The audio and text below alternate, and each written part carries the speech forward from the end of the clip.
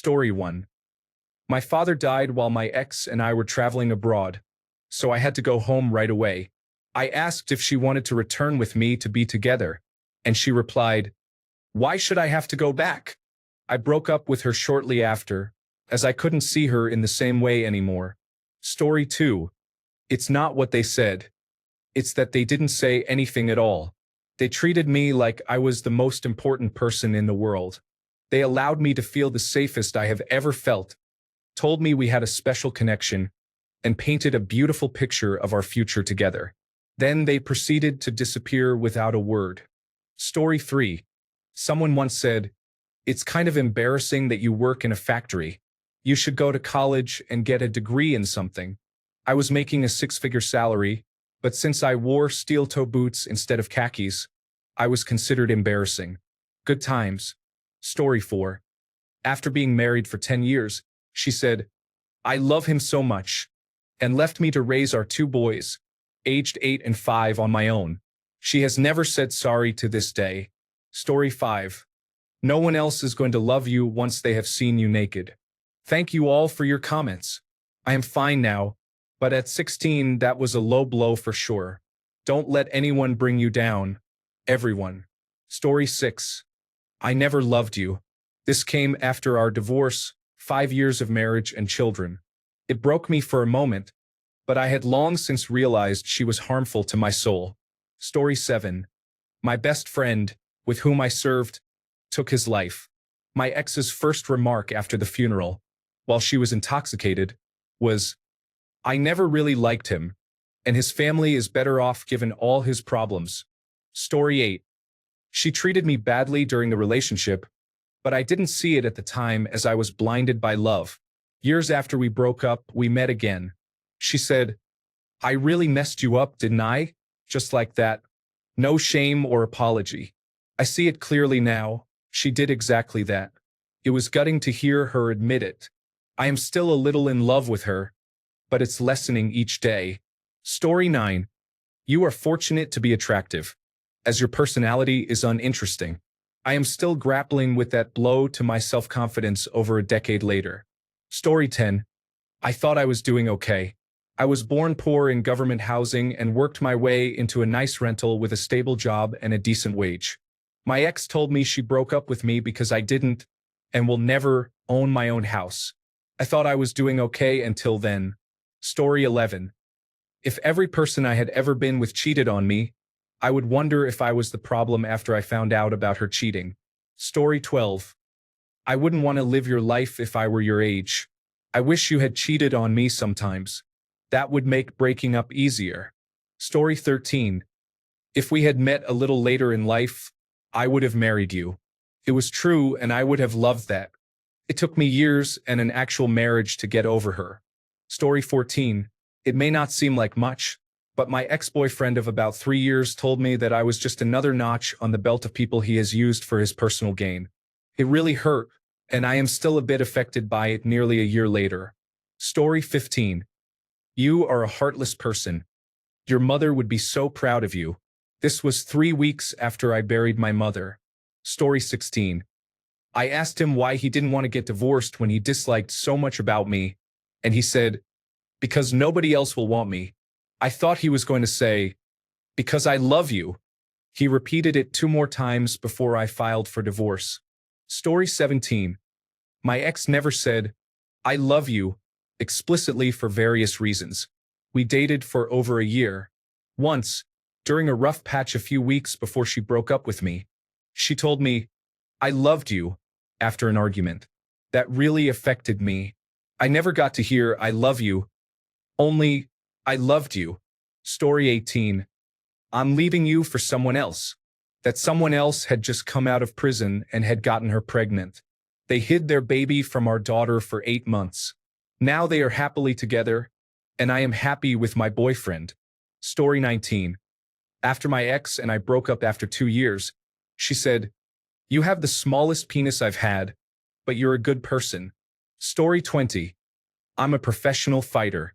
Hopefully you get hit in the head in the right spot that could be fatal. She manipulated me and said I had a huge fear of being alone, but she added guys immediately on social media and was using cocaine in clubs within a month. Story 21. You're never doing enough to support me and my goals. I was already overwhelmed with household chores after a full day at work, cooking dinner, and handling all of our bills since she refused to contribute to groceries. She struggles to maintain a job for more than 6 months due to poor culture fit and corporate political drama that she claims she got caught up in. I stopped what I was doing, packed a bag, and told her I was going to my parents' house for the weekend. I wanted her gone by the time I returned.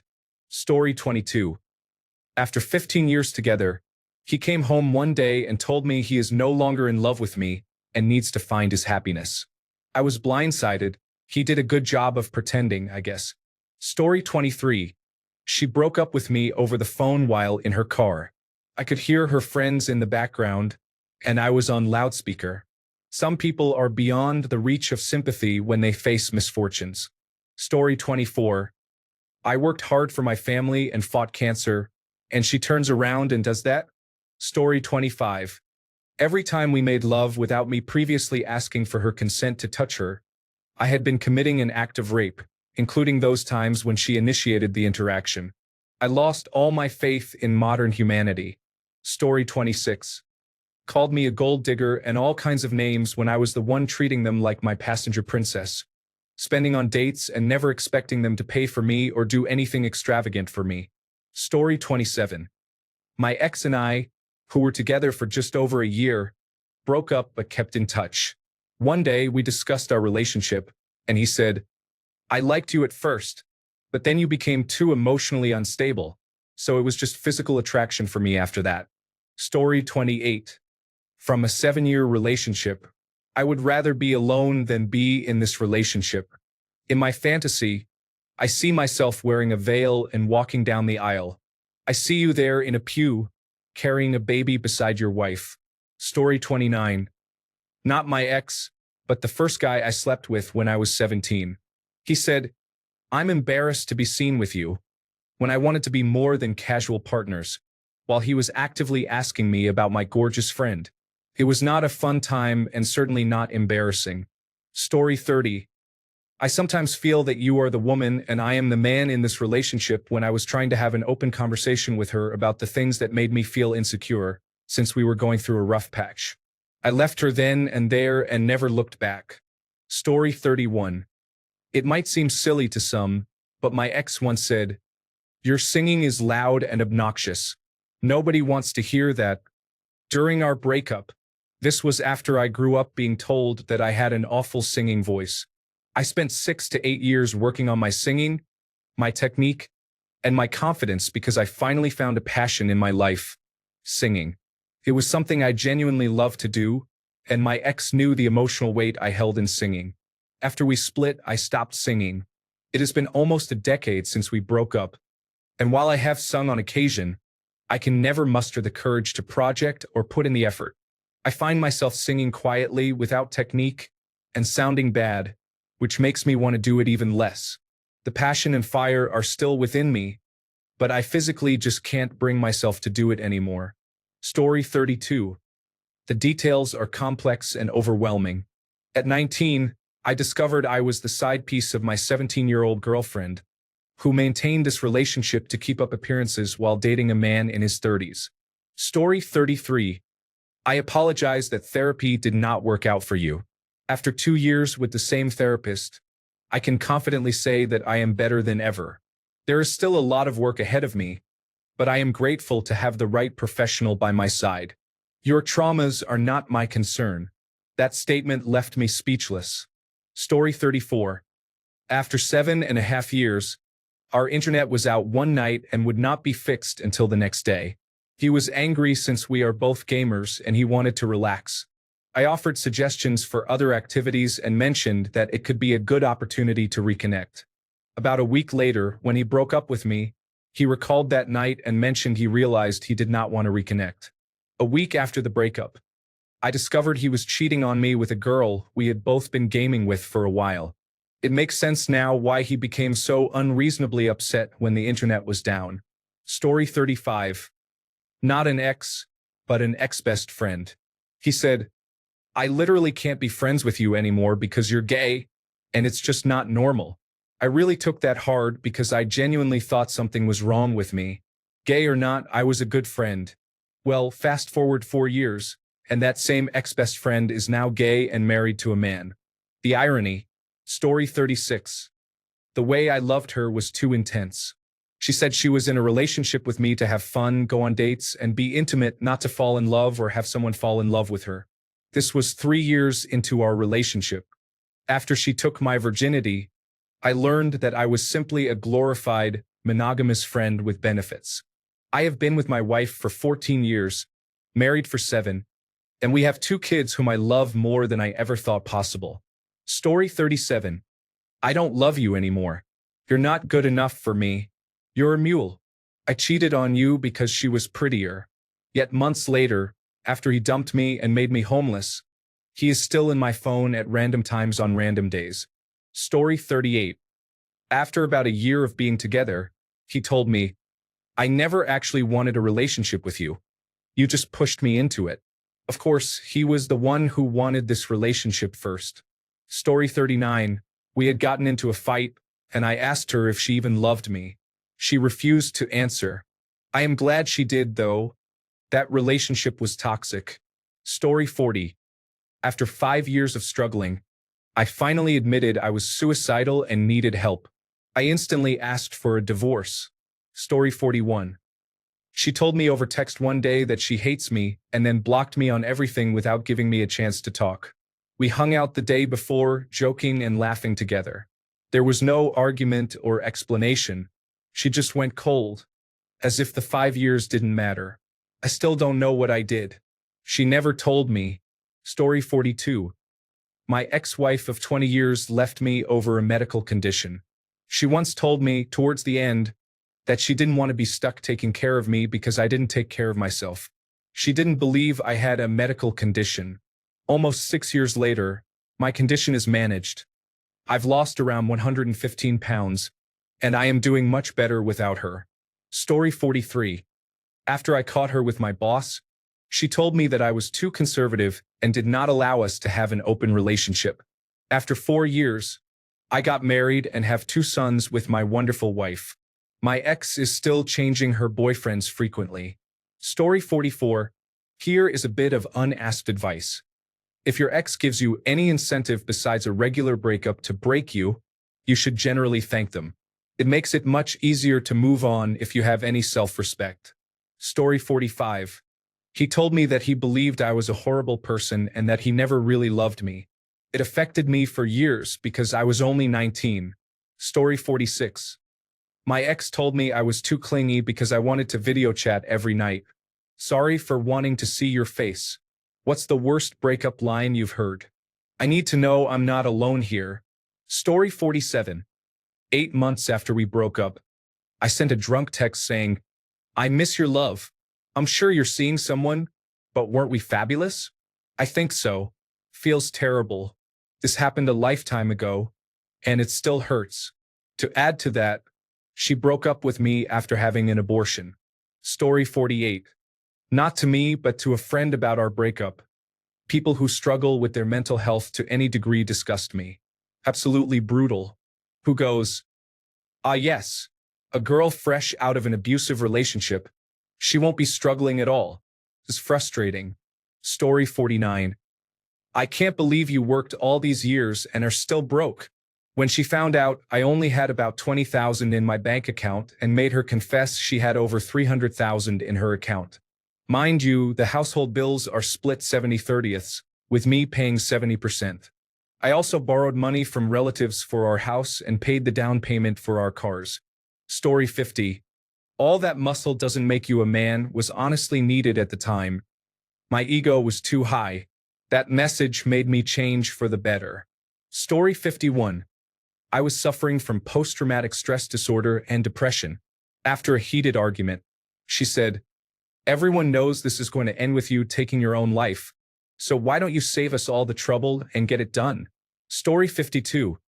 I'm glad you are not a comedian. We would starve. You disgust me. I want to throw up every time you kiss me. I don't like having you near me. Please ask me out. So I can see your face when I reject you. I'll say you assaulted me. You are a man. Nobody is going to believe you didn't. One day you're not going to be here anymore, and nobody will ever find your body. I'll just say you abandoned me. You're a man, so they're going to believe me. Story 53. Not really an ex, but she grew close to me very quickly, and we were on the verge of a relationship. One day, out of nowhere, she suddenly accused me of cheating, influenced by her friends who told her lies and showed her no evidence. She had a traumatizing experience before with her former husband. It broke me in the moment because it frustrated me greatly to be accused like that by people I don't even know, based on words I never heard and texts I never read. The most hurtful part is that she believed them. She will continue to live her life with toxic, manipulative people she calls friends, and sadly, live in a lie. I wish her the best. I told her I would be there if anything happened. She blocked me and it felt unfair. I tried my best to make her feel secure throughout the half year that we knew each other. I learned that I don't have to prove anything to anyone. I should never forget who I am and the things I do. I lost myself trying to prove her wrong. I shouldn't be sad about people who speak poorly of me and lie about me. I deserve better. Story 54. I think I stayed with you because I was afraid of being alone. Then she went on to be alone. I believe that was the combination multiplier. Story 55. After 10 years of planning a wedding, she said, "In my eyes, we've only been dating for 2 years." She mentioned other things as well, but I don't remember them because I was so hurt. The best part? After 10 years, she completely cut off contact with me. Took many years of therapy, and I still have difficult moments. Story 56. He scoffed at me when I excitedly told him how well I had managed to take care of myself while he was on holiday. I realized that day that he was not supporting my recovery. He was trying to keep me reliant on him so I could not leave. Story 57. Not words, but it was the fact she knew I was struggling deeply with depression for the first time in my life. I really just needed a bit of support to get into therapy. Instead, I isolated and she detached. After 15 years, she left. Ironically, earlier in our relationship, she dealt with severe anxiety attacks and resulting bouts of depression. I never even considered leaving her during the times when she was sick and simply needed support to get through it. Then, years later, once she no longer remembered the darker days, she left me at the only time I really needed her. This broke me. It even led her to indicate a couple of months later that she wanted to make it work, then cut me off a couple of weeks after saying she met someone new. I spent 16 years with her, and at the end, she acted so out of character that I stopped recognizing her. This was a year ago, and I still won't even consider dating again. My trust issues will be a tough challenge to overcome. I don't want to put that burden on anyone, so it's single for the time being. Story 58. After my dad died, I was really struggling. I had no family nearby, and it was a significant loss. He said, "I've lost people before. I don't understand why you can't move past this." Story 59. Not my ex, but the closest thing to one. I can only handle so much of your crazy. That's when I realized I'm once again too much for someone. It started with my best friend, then went to another close friend, and now him. The guy I had been seeing was added to that list. Now I'm just waiting for one more friend and the guy I like to say something along those lines. But they haven't been around long, so I will just give it time. Story 60. After we broke up, she cried and asked, "Now where am I going to find someone?" I don't know why, but that really bothered me, as if I was only there to fill the husband void for her and not because she liked me for who I am. Anyway, she married within a year and had a baby soon after. Story 61. God will take the baby in your stomach. He was my one true love, and he hurt me deeply. Our baby girl is the only reason I haven't given up entirely. Story 62. He called me autistic. I mean, I am, but it was the way he said it. He was using it as a pejorative, as an insult, as a way to hurt me. The look on his face was pure disgust. This was my husband. Story 63. Coming to you with 2 points. You told me you were going to lose weight, but you're still overweight. It's unattractive. Moments before he broke up with me, we had been dating for 4 months. He asked me out unprompted. I am chubby, not overweight. I had been working out every day for an hour and eating healthier, and I ended up losing 15 pounds. It wasn't the greatest progress, but I knew it was at least something. Still, he got with me knowing what he saw. Hearing that confirmed he never liked me in the first place, so I asked him why he even bothered dating me. He said, "Because I knew you were lonely and needed attention." I was crushed. Story 64. I have been asking for my clothes for the past 2 weeks. I told her I was going to her apartment and asked her to leave them on her car or put them on the sidewalk. She said she would get a restraining order. I said to mail them or put them in my mailbox. I have provided that option for 2 weeks. She agreed but still hasn't done it. I wouldn't say it broke me, but it genuinely makes me realize there's something wrong with this woman. She has done everything but give me my clothes. It has been almost 3 weeks now. Not to mention she has canceled meeting up to drop them off or putting them in my mailbox 6 to 7 times. Story 65. My ex pointed his finger in my face and yelled, "You can't do anything." This was followed a few weeks later by, "I'm just so bored of you." I am still trying to rebuild my self-confidence after dating that narcissist. Story 66. My type is skinny women. We were together for more than 5 years. I have been a plus-size lady all my life and he is plus-size too. I asked him, "Then what are you doing with me for so many years?" I have struggled with body image issues since childhood. Recently, with therapy, I have managed to accept that my value as a person has nothing to do with my body weight. If he doesn't understand that, it's an important reason for us to be apart. People out there, you deserve to be loved for who you are. Story 67. Told me I was pathetic and needed to be shouted at more as a child. Also told me to harm myself when I was having a meltdown. I very nearly did. Another ex told me my communication style was rude and I needed to learn not to seek attention. He said I did not respond to his criticism properly. I have attention deficit hyperactivity disorder and often send one-line messages. When he was sharing a story about a situation, I responded with, "I can relate because," insert similar situation, which I intended as a sign of empathy. It took me a long time to understand that is not how neurotypical individuals communicate. Story 68. I slept with multiple guys multiple times. Why? Because I felt like it. She was my first, and that completely messed me up. I haven't really had a good relationship, to be honest. They always end in heartbreak and betrayal, and I've always been on the receiving end of heartbreak. Story 69. My girlfriend is upset with me when I'm sad. She said that it makes her feel bad and makes me feel worse about being sad. Story 70. Those shoes are ugly, but they fit you well. This statement is easily among the top 3. Behind the obvious, I don't love you anymore. Story 71. When I asked her if she was using me, she said, "The only thing I can use you for is an accidental pregnancy and hating myself." When I mentioned that to her, she claimed I took it out of context but couldn't explain what that context was. Story 72. You are just too much to handle. It felt serious, as if I were a problem he did not want to deal with. Story 73. 5-year relationship. 10 days before the wedding. No meetup, no call.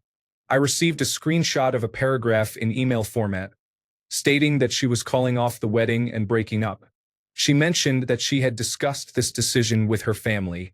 Afterward, she and her family cut off all communication with mine. Sometimes it is not the content, but the way it is delivered that can completely break you. Story 74. You were the best person I have ever been with. Then why did you choose to cheat with someone who didn't care about you? He dehumanized her constantly, using name-calling and comparing her to objects. I bet she preferred that instead of me treating her like an equal and a human being. Story 75. In a long-distance relationship, I felt like she was becoming more distant. I called her for her birthday, and she seemed surprised but cut the call short. Later that day, I texted her, "If there was someone else in your life, would you tell me?" Her answer was, "There is nothing to say." That was the end. I still remember her exact words 14 years later. Story 76. Cry real blood if you want to. Yes, I took your hard-earned money and spent it on her. At that time, I was still a student struggling with many things in my life. Story 77. I used to disappoint her a lot.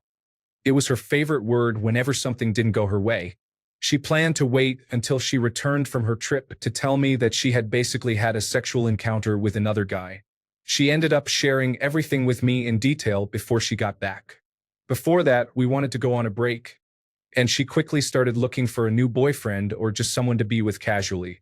She smiled in my face about it and got dressed up for the guy she eventually slept with. Once she found her future partner, she acted coy with me until she decided to break up with me, and then she immediately changed her demeanor as if we hadn't been together for 4 years. I suddenly became a stranger to her. She even lied to me when she sent a picture of them on a date. I wasn't naive, but I played along. It was what she said and her actions that broke me. Alcohol had been my one and only friend for the last couple of years. Story 78. Her last messages accused me of things she was guilty of. I was too heartbroken to realize the hypocrisy of her claims.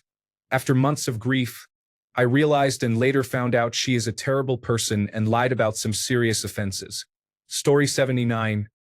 I saw her with a couple for months and I never knew. They were intimate often. Story 80. I am sorry for what you have been through.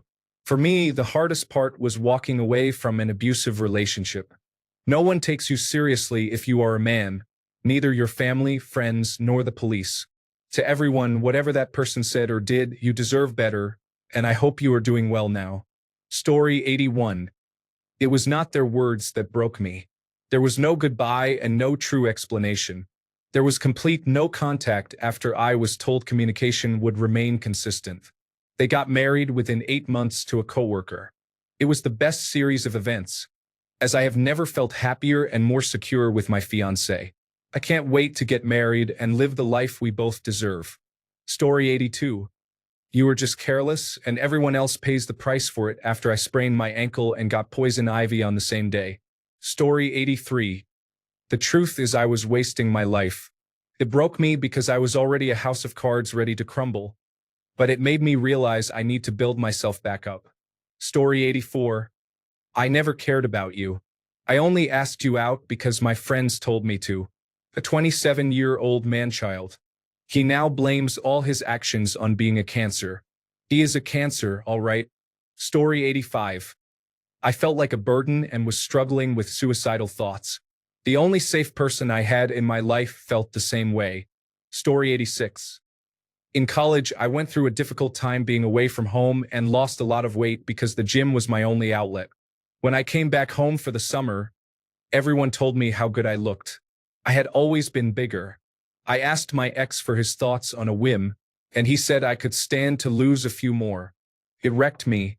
I gave up everything I worked hard for, and now, 70 pounds later, I still think about it when I step on a scale. Story 87. You say nice people finish last as if you're under the impression that you are a nice person. I never mentioned it again. Story 88. I suggested they spend their day off at home while I was working remotely. At least it would mean we could see each other throughout the day, which hadn't happened in a while. I actually want to enjoy my days off. Story 89. She said, I don't mean to sound like a cliché, but it's not you, it's me. It's been a little over a month since she broke up with me, so I'm healing more now. Going to the gym consistently has been helpful, but it's been hard.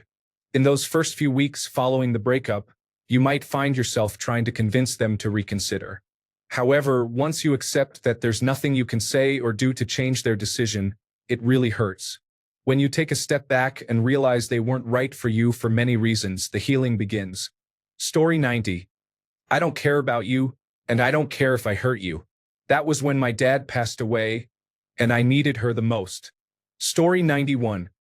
I am not attracted to your body type anymore. I want to date someone who is more muscular instead of skinny. 17 years later, I would love to be skinny again. Story 92. She mentioned several issues, but the two most hurtful were, if you were really happy with me, you wouldn't need to take your antidepressants anymore. The second was when she grabbed my face, kissed me unexpectedly, and said, I don't think I feel anything for you anymore. This occurred just 2 years after our marriage, and I was honestly blindsided by it. We stayed together for 2 more years, but then she cheated and we got divorced. It was a very toxic and emotionally abusive relationship. I am still healing from it. Story 93. During my time at university, I experienced the loss of my childhood dog after 20 years, my grandfather, and my uncle. My stepfather attempted suicide, and my mother treated me poorly. This all happened within a span of 2 months, leaving me in a severe depressive state. I tried talking to my girlfriend about everything that was happening, but she told me, "I don't really care about that. I'm not your therapist." It really affected me. Story 94. Here are a few select examples. I won't kiss you anymore, you're disgusting. It makes me physically sick. My dental hygiene is fine, confirmed regularly by my dentist. Why would I meet you at your place? I would have to drive. That's not worth the wear on my tires. You've really put on weight. That's not attractive. I wasn't even overweight then and was working out 5 times a week. You're lucky you're a girl, so you have at least one thing guys are after. If you were a guy, you would be forever alone. You're just too weird. And a personal favorite. The only thing that keeps me from assaulting you is my good upbringing. But still, he forced me to partake in unwanted sexual acts. All the while, the same person wants to buy a house, get married, and start a family, not realizing how deranged he is, even scolding me for being too emotional when I spoke up about his mistreatment and my desire to end the relationship. Let's just say he was the final straw in my decision to give up on any kind of romantic relationships. I won't ever be able to trust someone emotionally again. I can't even bear being hugged by friends or colleagues because I'm so afraid of physical touch. Even before that, my self-esteem and self-worth weren't the best. It affected me profoundly. Story 95. You're being overly sensitive. Be more assertive and confident. Story 96. My hobbies and interests were often seen as juvenile and embarrassing because I loved cartoons, collected comics, and action figures. He made me feel bad about many aspects of myself, but that one really stung because I wasn't forcing him to join me in comic book stores or discussing these interests with others. Just the fact that I liked them was an embarrassment to him, as if his obsession with sports was somehow a superior pastime. Well, forget him. 20 years later, I run a cosplay business on Etsy, and my whole house is filled with amazing comics, cosplay, and animation collectibles. Whenever people visit, they rave about how cool it is. Thanks a bunch for sticking around till the end of the video. Remember to subscribe, and until next time, stay awesome and goodbye.